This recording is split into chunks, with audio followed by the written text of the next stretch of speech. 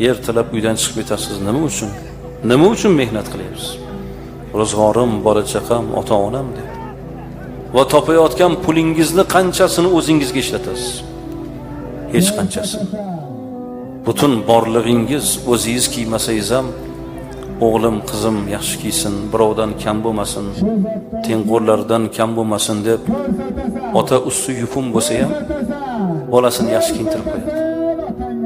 Men ishonaman-da, mana shu yerda o'tirgan akalar bor-ku, siz pul topayapsiz, lekin o'zingizga qancha sarf qilsangiz, sizdan ayolingiz o'ziga ko'p sarf qiladi, to'g'rimi? Sizdan ko'proq kiyimga pul sarf qiladi. O'zi uchun erkak kishidan ayol kishi ko'proq pul sarf qiladi. Lekin shu pulni siz topayapsiz.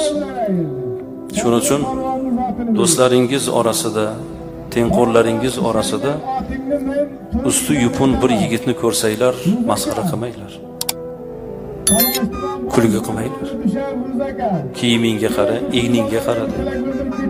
U bola chaqasi